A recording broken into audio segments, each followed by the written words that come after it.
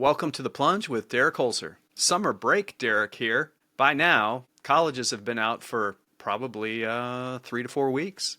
And all the elementary schools, middle schools, and high schools, even on the West Coast where they go until middle of June, are probably just about done. And if they're not done for the semester, for the school year, the students are certainly checked out. You remember those days, sitting in the classroom, just staring at anything besides what you were supposed to be paying attention to.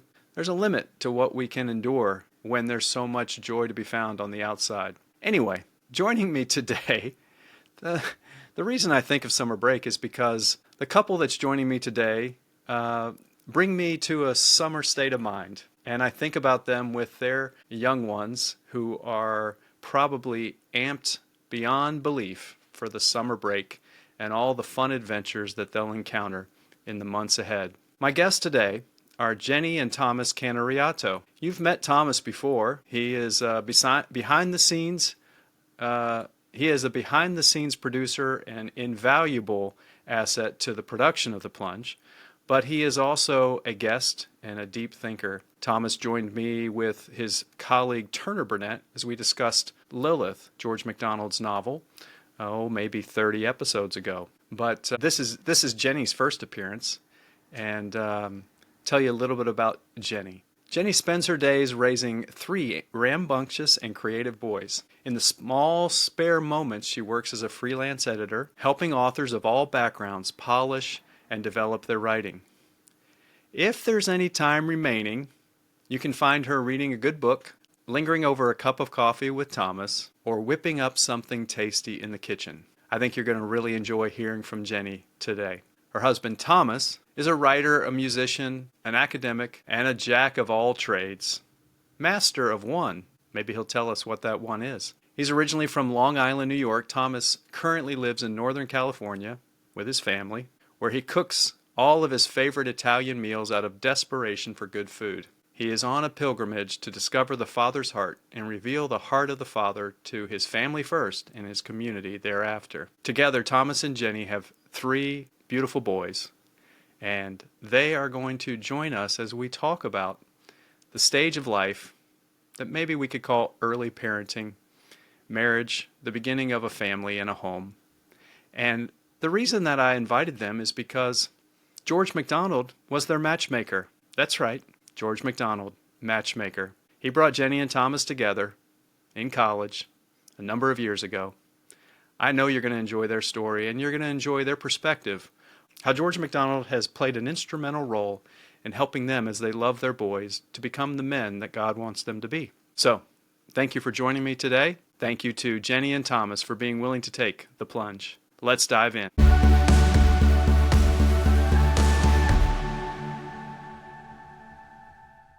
Well, Thomas, you've been on the plunge before.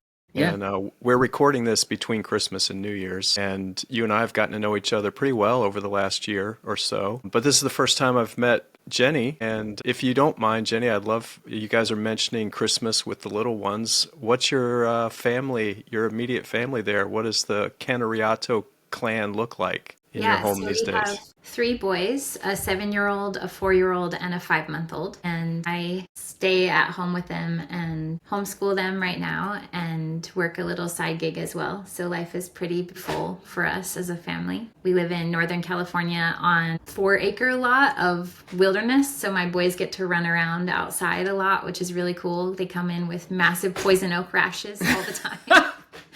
And it's a lot of fun. It's really hectic and crazy, but it's a lot of fun. That's intense. What's your side gig, if you don't mind sharing? Yeah, I do freelance editing for a variety of clients and companies. Wonderful. Yeah.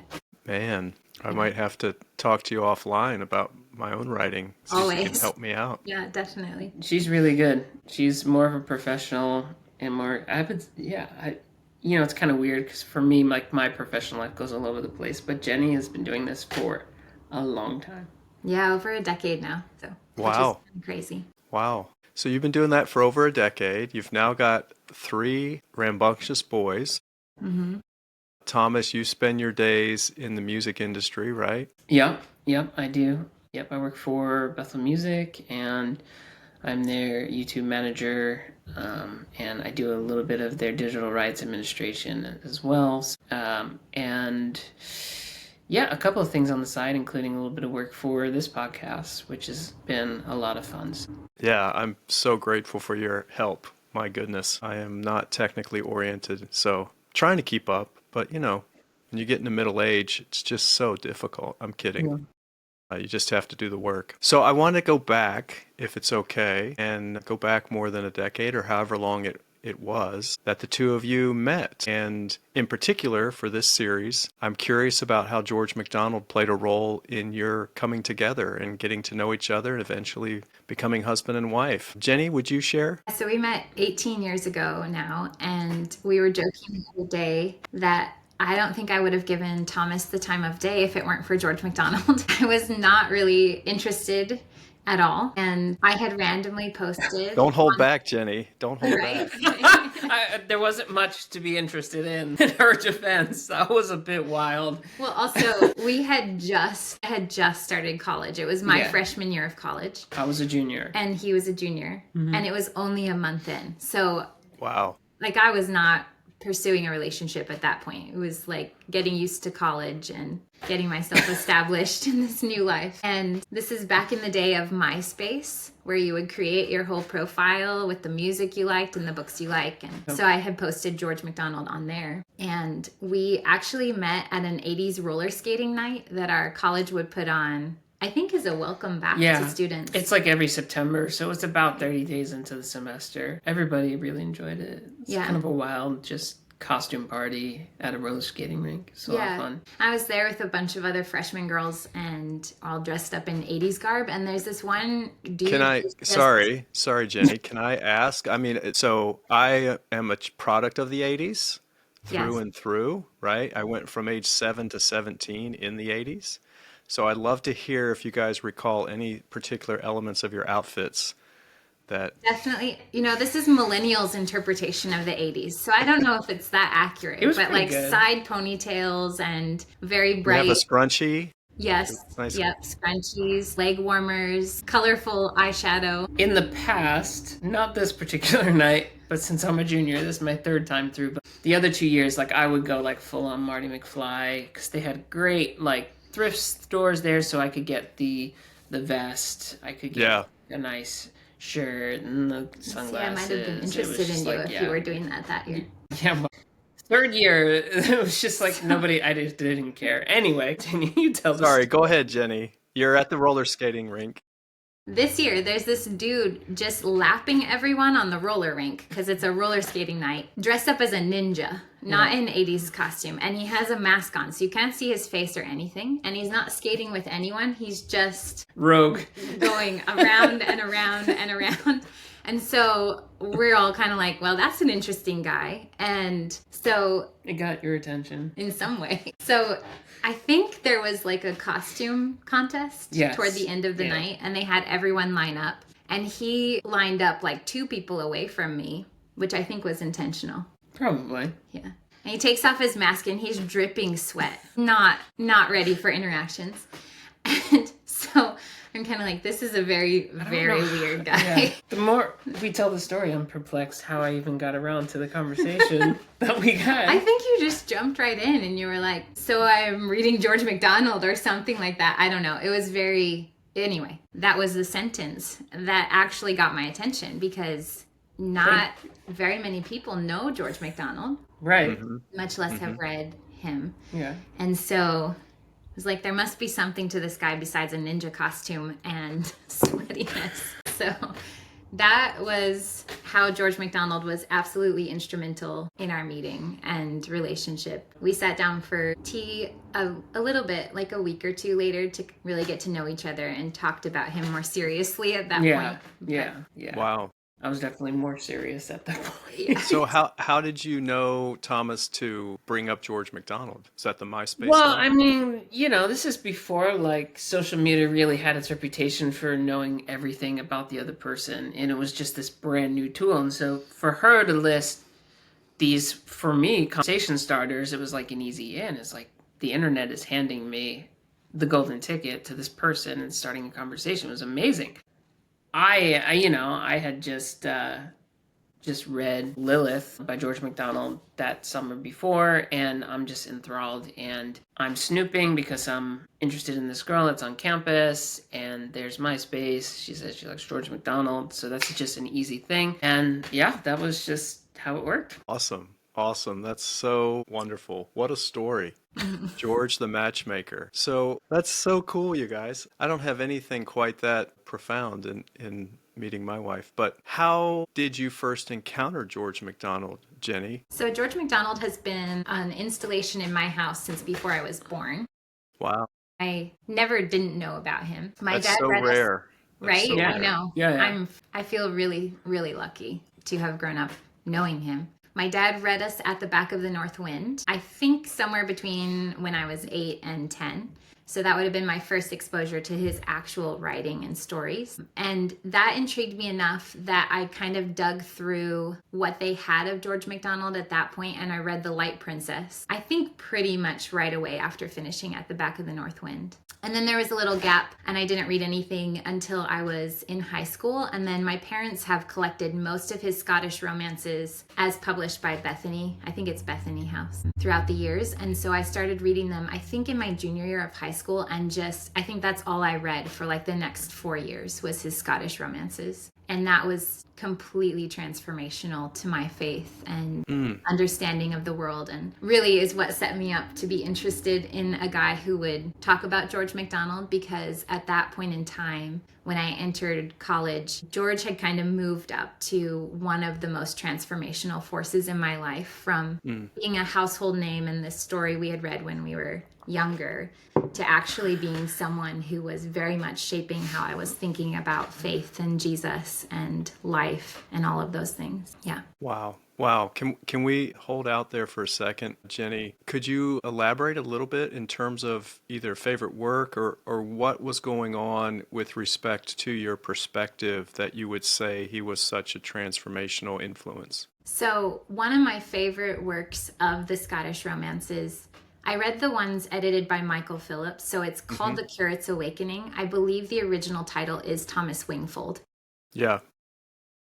But in this book, Thomas Wingfold is a curate, and he's been just using one of his relatives. It might have been his uncle or his father. I can't remember. It's been a little bit since I've read it. He's using one of his sermons to preach every Sunday. So he's basically just going through the motions of reading this pre-written sermon, passing it off as his own, and going about life without really thinking about life. He's kind of just caught up in the flow, if you will, of where life is taking him. And then he has this dinner at this wealthy woman's house pretty early on in the book, and kind of the anti-hero of the book gets drunk and asks him, do you really believe all of this stuff that you're teaching? Like, you don't really believe it, right? You're just kind of passing it off, but you don't really believe it. And it launches Thomas on this journey of asking himself, do I really believe this? And one of the things that was most captivating to me of the entire book is he starts on this quest to get to know Jesus as he really is, not as he's constructed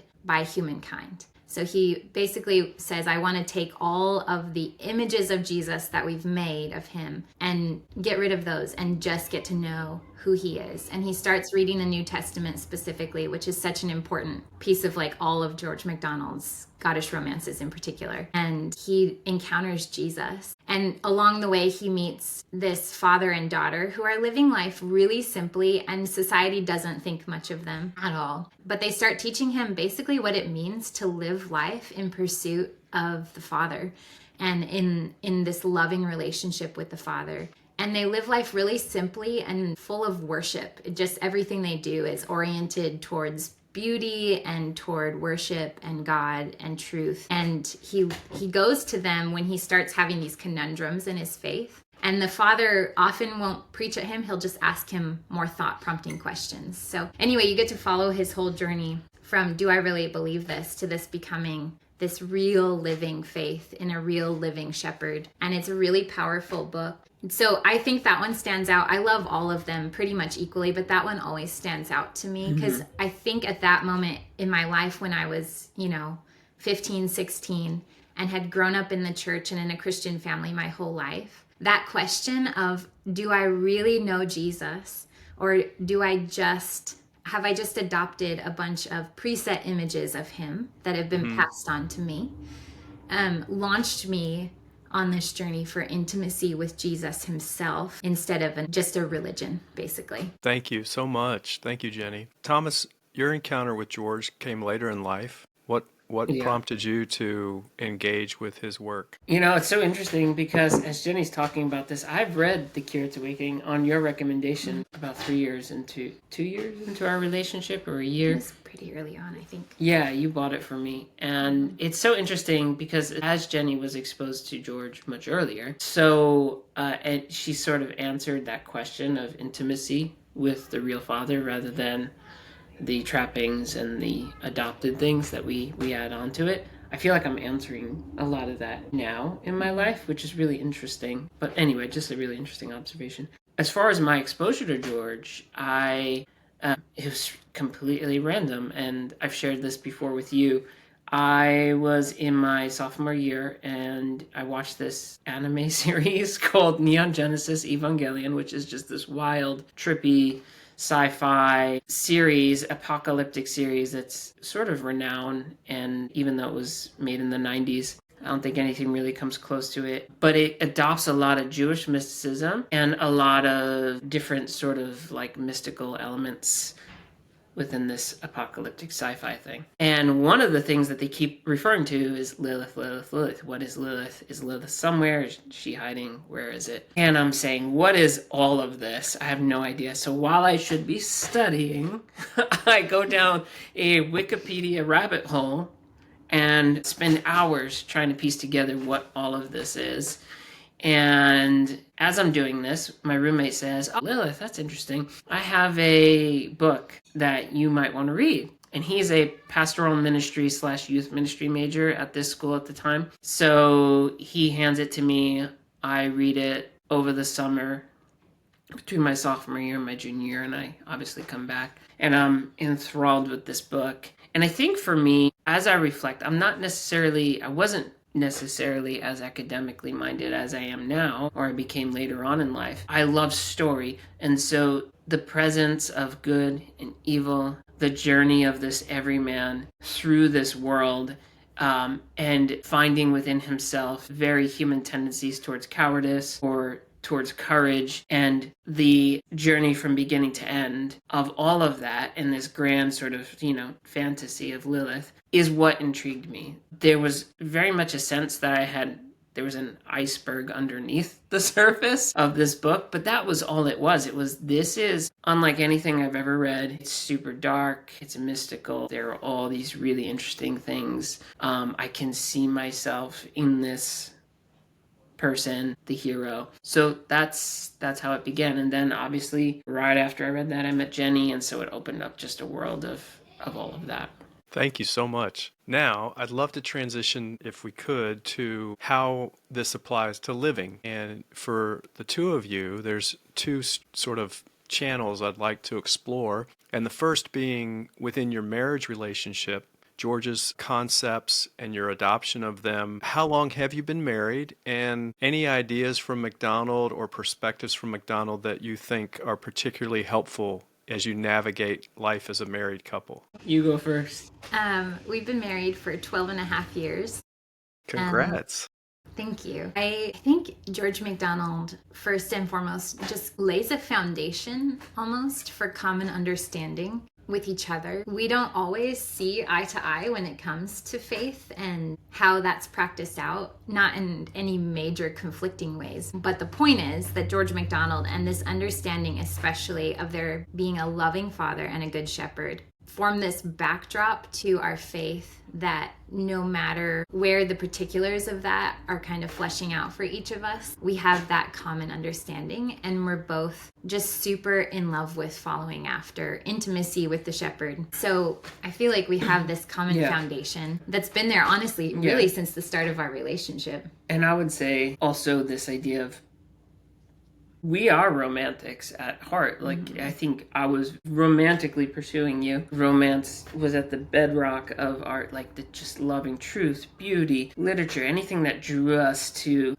the creator of beauty was at the foundation of it. Like, we were very, very much romantics. And so, yeah. And having God at the center of that, everything is worship. Yeah, I would say that's true. Could I ask you guys a couple of follow-up questions? The first being, Thomas, if you could explain how you would define being romantics in a more detailed way for our audience. And then both of you, if you could maybe elaborate on concepts as you portray Jenni, good father, father of love, good shepherd, but how does that manifest with respect to your beliefs, even doctrines, as you worship together? So, Thomas, if you could define romantic a little more intricately, that'd be helpful. Yeah, I think at the time, I was more sort of culturally romantic, but also that was heavily grounded, not in sort of a fanciful, flighty sort of sense, but it was like, no, the something within me innately always was drawn to what was beautiful, what was, in essence, I can't escape Christ in this, in the way that he pursues the church. I pursued Jenni. In the way that Christ gave himself up for the church, I gave myself up for Jenni, dying to maybe the things that I wanted in the moment. If you did the math earlier, we've known each other for, 18 years. 18 years. But I've only been married for 12 and a half. There's a huge story in the midst of that for such a long dating season for us. And through that season, as difficult and as tumultuous and full of twists and turns as it was, I need to pursue this person. I'm giving myself up for this person. I'm laying down my life for this person. But I think Christ in that, he's the archetype. So if he's the archetype but I'm following Christ, he was the only thing I had reference for. So it was like, that in a sense was romantic. It was, this is beautiful, it's hard, it's painful, this is life, this is real life, and nothing about this is ideal, but I'm going to pursue her in the midst of this long season. Even when we were together at Taylor University, where we were going to school, it was beautiful. It was just, let's read literature together. I'm going to buy you books. Let's go be together. Let's just sit and have a cup of tea. Very traditional. We're very traditionally, classically minded people. We enjoy those things. And I find that after a great many hard things in life that I'm trying to come back to that. And I think that goes into some questions that we'll probably talk about later on. But yeah, I think that's what it meant for me to be a romantic, is there's beauty in everything. Mm-hmm. Everything is worship. God is, he's imbued in all these things. And I need to pause and disconnect and be in the moment with my wife, in the moment with my children. Look how beautiful and simplistic this is. Have a kind word for my wife, affirm her, bring beautiful things, build culture around my home that appreciates these things. So yeah, I think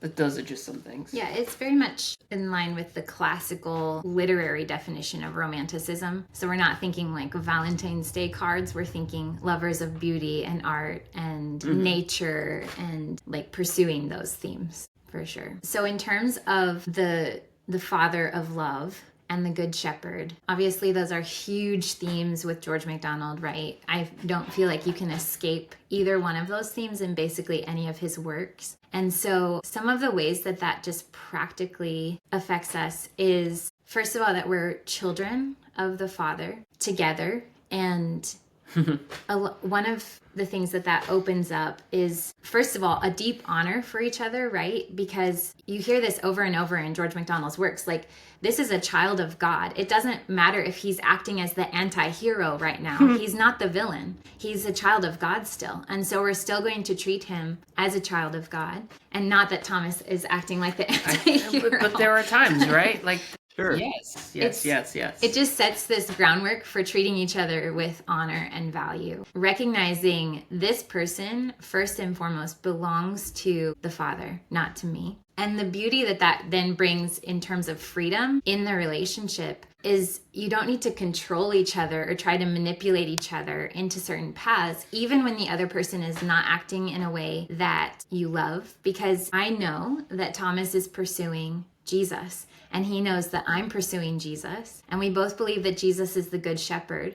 And Psalm 23 says that means he's going to put us on the right paths for his name's sake. And so there's this understanding that I don't have to worry about where Thomas is going, and I don't have to worry about where I'm going, because if we're both pursuing the shepherd, those things are going to work themselves out as we do it together. And so there's kind of a freedom from, again, trying to control or manipulate certain aspects of the other person. And then the Father of love, just in terms of worship, kind of imbuing everything in life. I don't know how exactly it affects like our church worship, except that we just go to worship the Father that we love so much. You know, there's very much that affection of children to a father. So I can't think of like specific examples for doctrine or church worship exactly, but just this understanding that everything we do, whether it be cooking food together or raising our children or doing our work well or taking care of our house or going to church or being in community with friends, those things all happen as children of God, children of the loving Father. And so we do it as his children, and that in turn worships and glorifies him. Yeah, that was something I feel like as a young person in my teens, I was at a specific church youth group, and the slogan of this particular movement was worship is life. And I think that stuck with me forever and set me up for recognizing the opportunity within the everyday and the mundane and the small, and as worship. You know, we do it unto the Father. We don't do it begrudgingly. Dishes and putting kids to bed when they don't want to go to bed. You know, it's like, no, like, this is worship. Thank you, guys. You know, I'm struck by the reality that this conversation is dealing with the things that are most core and essential to our society. That is loving union of a couple, and the coming forth from that, the rearing and the loving of children who will one day take your place in society or make their own place. And obviously you guys aren't going to disappear, but I think that we're in a transitionary phase in our culture where we will see a resurgence of appreciation and desire for meaningful, lasting relationships, such as the one you are embodying and exhibiting. And one of the things that really resounds as I listen to you share is in the fruits of the Spirit, two in particular, gentleness and long-suffering. And I think of the voice of MacDonald as you described, Jenni, with the villain, so to speak, who's still a child of God. That perspective is really critical as we, from time to time in our own relationships, behave in a villainous fashion, and as we deal with our children, right? Both directions in that relationship, to be ever mindful that this is a child of God and is beloved by the good Father and the good Shepherd. And there is something there to the gentleness and long-suffering nature of that perspective that I will just chime in with you guys. I see it in the way that you're comporting in this conversation, and I feel it in my heart as I draw closer and closer and have been more and more influenced by MacDonald's thoughts in my own life. So thank you both. That's all. Now you can just say, thanks, Derek. That was great. I'm just kidding. That was awesome. Thanks, All right. Derek. I'm so grateful. This is such fun things for me. Thank you. Thank you both. Let's talk about the little ones, the wee bairn, as they might say in a MacDonald novel. Have you introduced any George Mac stories to your little ones yet? So to my two oldest boys, I've read At the Back of the North Wind and then The Princess and the Goblin. My 4-year-old probably didn't absorb very much of it. My 7-year-old does remember the stories and enjoyed them a lot. So it was fun. And we'll probably circle back and reread those later for the younger ones. Very fun. Very fun. Yeah. I was excited to find, I think I sent you guys a copy of the little poem. Yes. About where the baby came from. So that was pretty cool. Yes, we've read that multiple times with them as well. They really enjoyed that one. Super sweet. Anything you'd like to chime in on that question, Thomas? No, I mean, they see my copy of Lilith and Fantastes. It's one with it's a very heavily illustrated cover. Yeah, it's probably quite frightening. Yeah, they're so drawn to it. Judah asks me, the oldest, he asks me all the time. He's like, what is this? What's going on? And it's, right there on the stack. I remember feeling that way about Fantasties when I was a Yeah, little girl. there's a lot. That it was like scary looking. Yeah, there's like a whole amalgamation of different images and stuff going on. Goblin faces in the illustrations. Yeah, I'm really curious because you don't necessarily know. You get glimpses of your kids and like what they like. I'm not sure where they'll be at as far as literature. I do know Judah loves to read, the oldest, obviously because he's 7. He stays up late and reads in his bed. I'm curious what they'll be drawn to.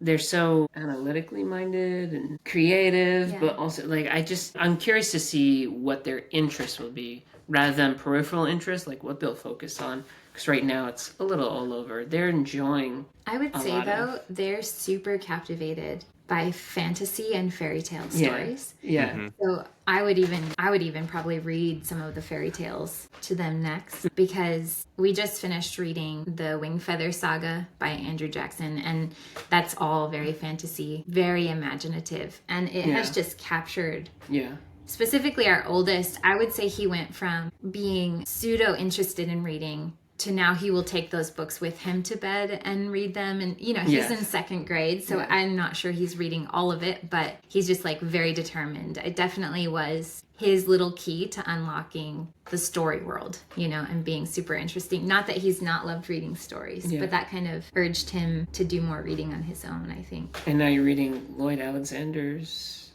Book of 3. Yeah, the Chronicles of Prydain. Yeah, which is a great another fantasy. Yeah.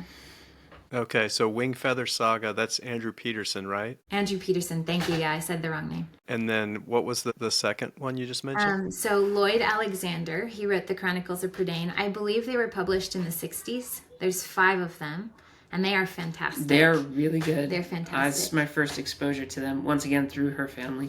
And she's reading, we read out loud at the end of the day. And so we're going through those, and it's great. Just as profound, I would say, in many ways, as George Mack and, of course, Tolkien and all those. Yeah, wonderful. A new treasure trove. Thank you, guys. Yeah. Okay, now that you have your 3 boys, we talked a little bit about the perspective that you have with one another in your marriage relationship as a consequence of MacDonald's thought. Are there any particular elements of his work or his ideas that you think are particularly meaningful when it comes to the way you interact with your children? It's really similar, because this idea of the father is obviously very applicable to fathering children. Obviously, I'm their mother, but just using that as an overarching term. In a couple ways. First, in that what you were talking about, treating them as children of God, even when they're acting not as children of God. Just giving them that honor and that value in all interactions. And we were talking recently about how, specifically in At the Back of the North Wind, but I think you can see this in more of MacDonald's works. At the Back of the North Wind, Diamond is an instrument for good and for wisdom and light and truth in his family. Almost like deified, he's like this spiritual presence. It's very weird. Yeah, I feel like he teaches his parents both, and he brings redemption to his parents both throughout that story and to his family, which is something I think that struck me. Is he's like, children are here for the parents, for their holiness, essentially. Right, which is very much how we feel about parenting.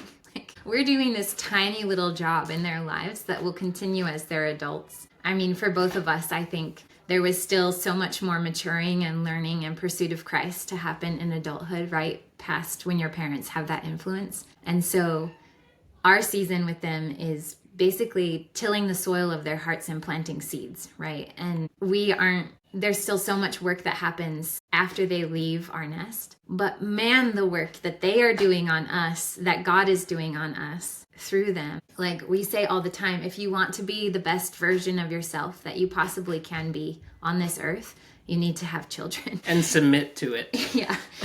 Not resist it. Like commit to family. Yeah. Because you will face parts of yourself that you did not know were hidden away in small corners until your children dig them out and press on them and push on them and yell at them. Yeah. And it's really, really humbling. And I'm really thankful for it because truly there would be parts of myself that I didn't even know existed unless I had kids. Yeah, for me, that is very true. I come from a particular family of origin that there's a lot of good.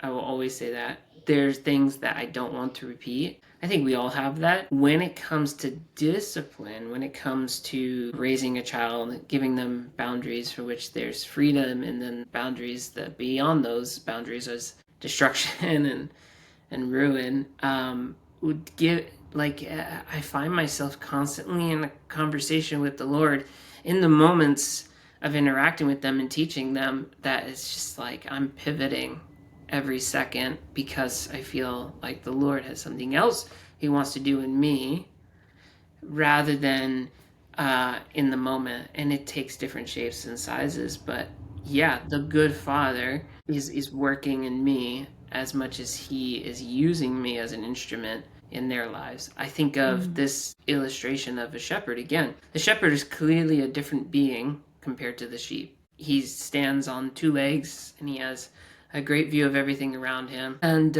he can guard and guide. And the sheep, there are parent sheep and baby sheep. And clearly the parent sheep are taking care of their baby sheep in some way, rather, nurturing, milking, this whole sort of thing. But the shepherd has a better way that prolongs their life and is for their good.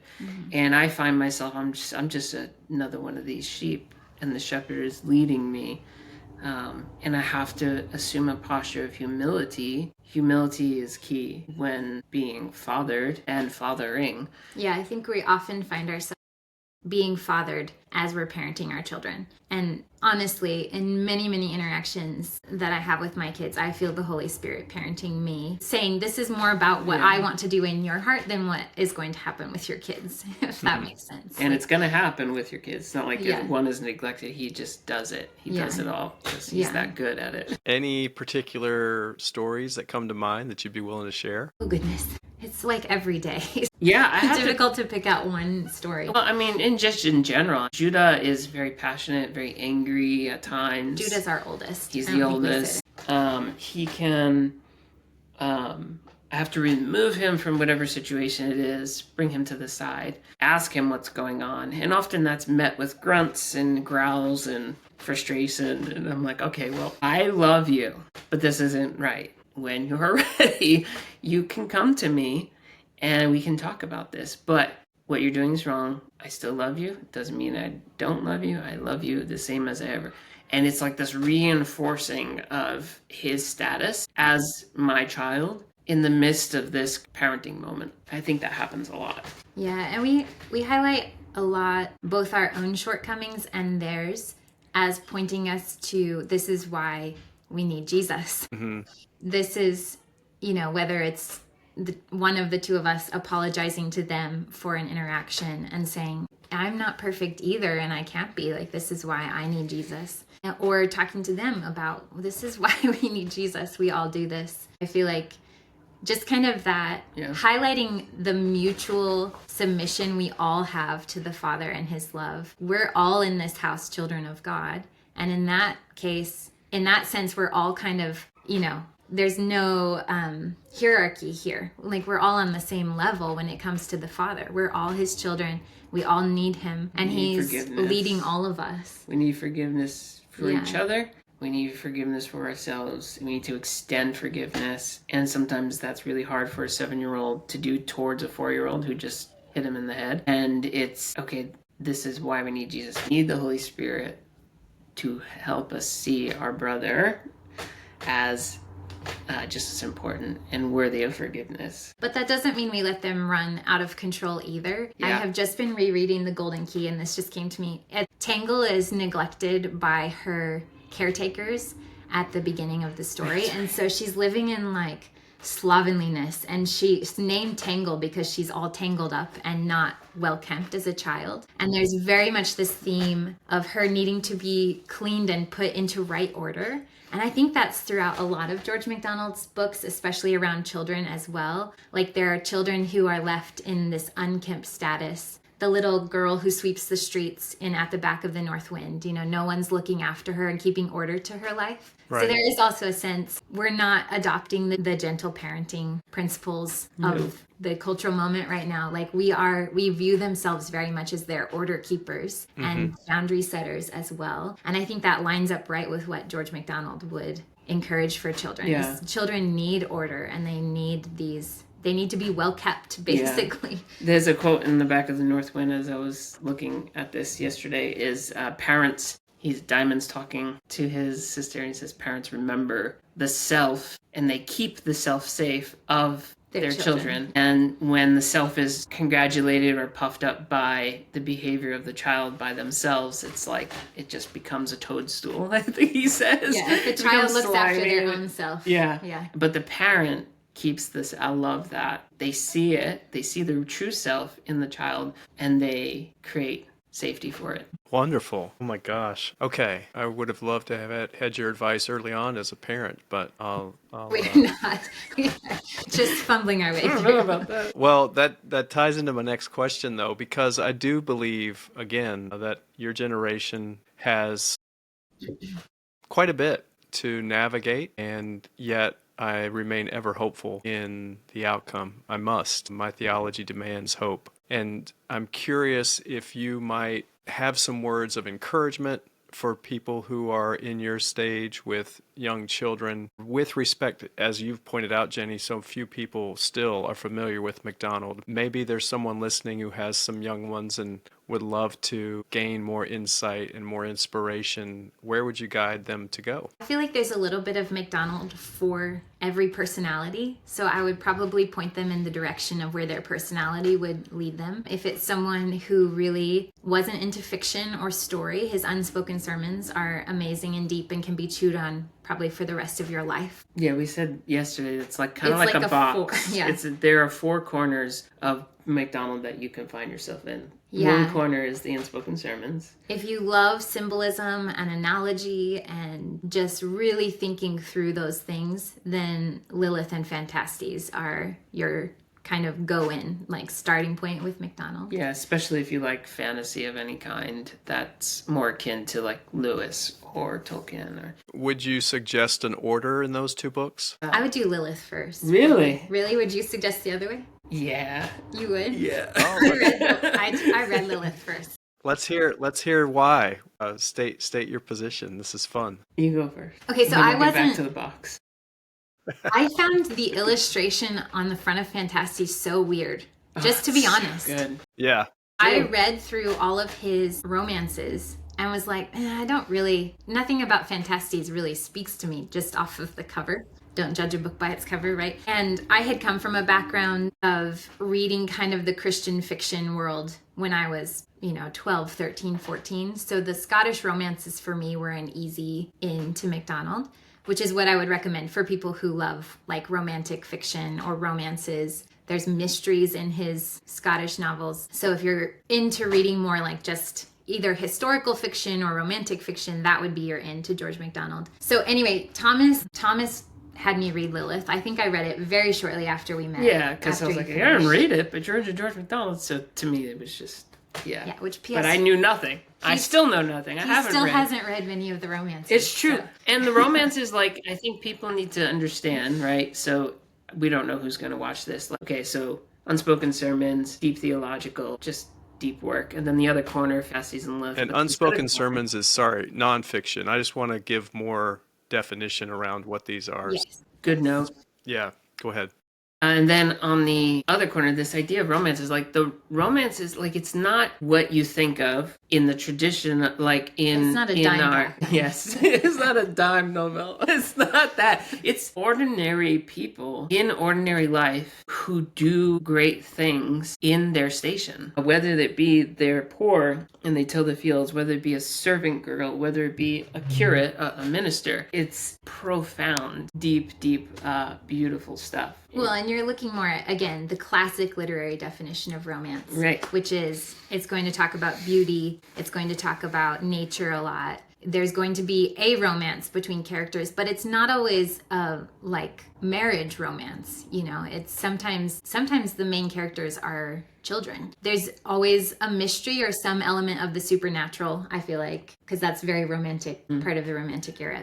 So yeah. And then the other corner, the final corner, is like at the back of the North Wind, Princess and Goblin, and like the fairy tale short stories. Yeah, children's stories would be more appealing than we would recommend to start there. But back to Lilith. Yeah, go ahead. Sorry. Lilith is what convinced me to go back and read Fantasties, because Lilith was so beautiful. And I still think, when I think back on those two, I still find Lilith more captivating. It's not that I don't love them both, but something about Lilith is just super, super captivating. Mm-hmm. There's so much beauty and truth. There is in Fantasties too, so it's really hard to do this like comparison, but Lilith just edges out for me a little bit. Yeah. I would agree with you, Jenny. And in part, I think it just demonstrates the refinement of his skill and craft, right? Yes. It's like 30 years passed between the two. And based on conversations I had in our previous series, particularly with Ron Dart, he pointed out how much George worked at the novel Lilith. Like 5 years, very, very detailed, very meticulous in what he was constructing. And in that sense, it's it's definitely an easier in to George, because I think George, I mean, we found a first edition at Powell's in Portland. It was an unedited version of one of the Scottish novels. It's hard to read. I couldn't read it, just to be honest. So it's like, he's tough to read. But anyway, I think Fantasties first, because I think it's lighter. I think there's more of I think there's almost transcendent beauty in it. And I'm kind of doing this deep dive into trees right now in Fantasties and Tolkien, and it's actually quite mysterious and wonderful. But the Arthurian elements within Fantasties is really cool. But I think it's transcendent beauty. I think it's beautiful. Whereas on the other side, I think if you were to read Lilith first, it might be easier. It might be more akin to what one is used to, but I feel like, being someone who knows MacDonald, I say Fantasties and Lilith. But being somebody who doesn't know MacDonald, absolutely Lilith first, I think. Yeah. Thank you, guys. And I'll chime in and cast a vote for the unspoken sermons as well, just because I would say our culture today is not particularly literary, right? So in a culture that is less literary, and particularly, to be honest, in the Christian subculture, even less so. The unspoken sermons, particularly like A Child in the Midst, Abba Father. And then for me as a parent, I will just chime in and say that justice was so pivotal in reorienting my understanding of punishment and consequences that filtered through to my reaction to my children. Very, very meaningful, and I would say very, very beneficial. My 2 cents.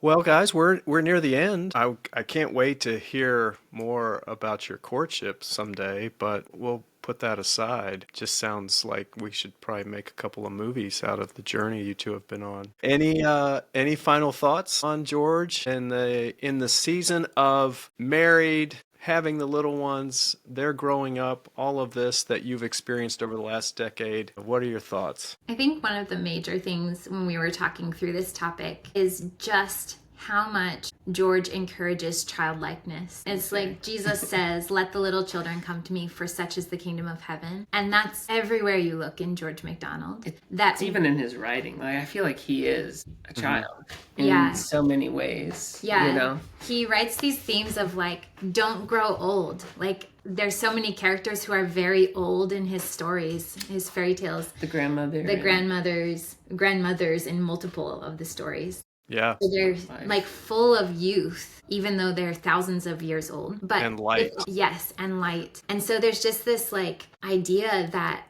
again, children teach us so much about life and the kingdom that we can learn from. Their innocence, their light, their lightheartedness. Like we talked a lot about lightheartedness instead of this weighted down by the worries of the world type thing. Yeah.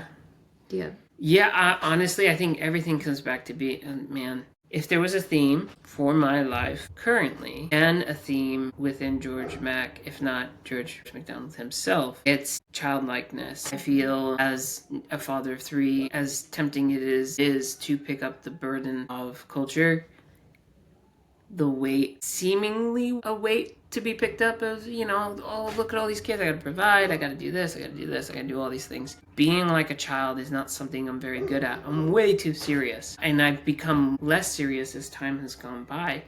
Thankfully, what you said about Christian culture not having much capacity for fiction, but they're way too literal, I feel that. I feel that in my own heart. I feel like I just want to let all of that go in a lot of ways and be captivated by wonder.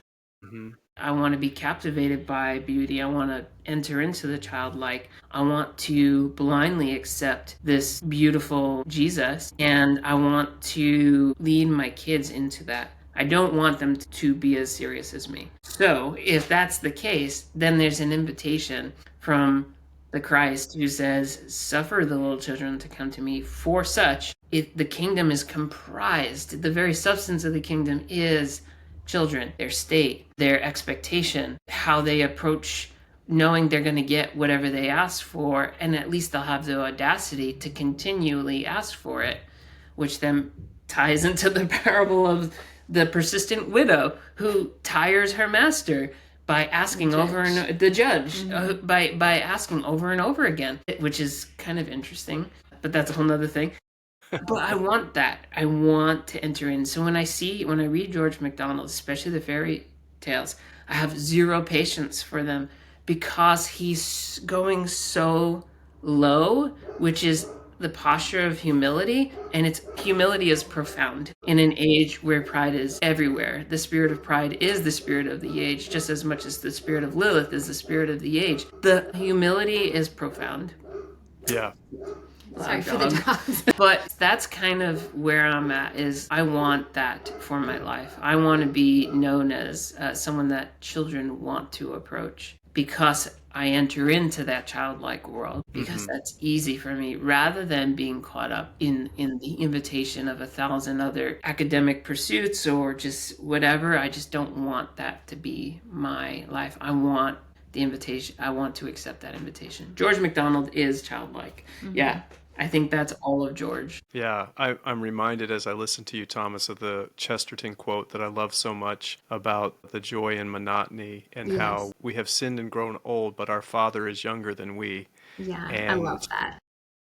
And I think that's the perfect conclusion, because this wonder, a perpetual state of wonder, has a couple of elements acting for it. And one is that you never get used to something and therefore you neglect it and end up taking it for granted. And the other aspect to it is that you are perpetually seeing it in the people around you. So it's not, we often think of wonder as like, oh, look at the stars. It's sort of bigness. But there's great wonder in the ordinary, as you're describing in the romances that MacDonald writes. And I think for me, if I can chime in, part of it goes to the heart of what you're talking about, Thomas, with the seriousness. And the seriousness is connected to a desire to know for a certainty things that we probably aren't intended to know or need to know. And that differentiates the childlike from the sober adult, is that the child knows what they know that's in front of them and they enjoy it, but they're not constantly speculating on minutia of how certain things happened or came to be in a way that burdens them. Anyway.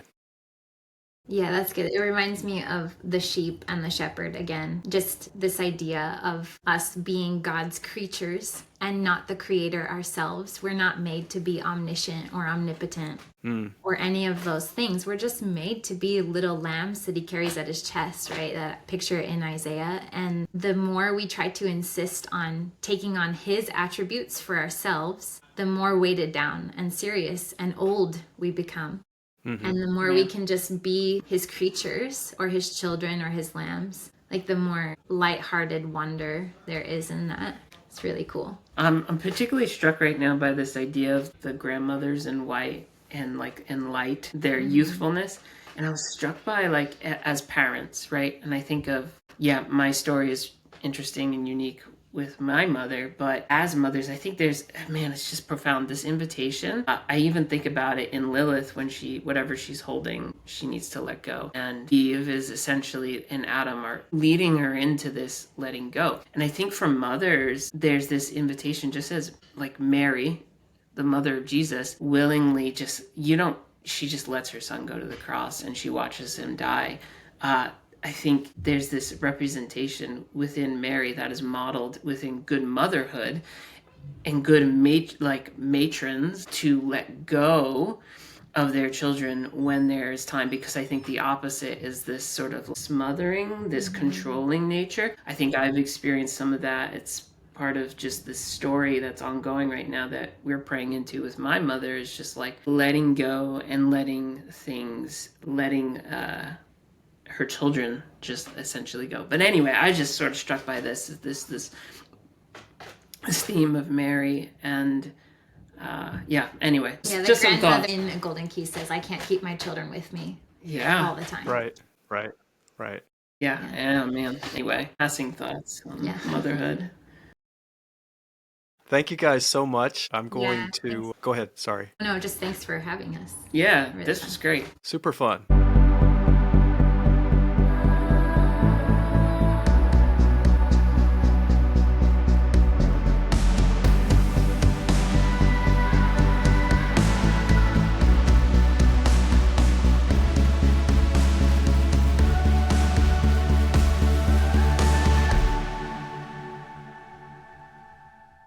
Today's episode of The Plunge is sponsored by the word vocation.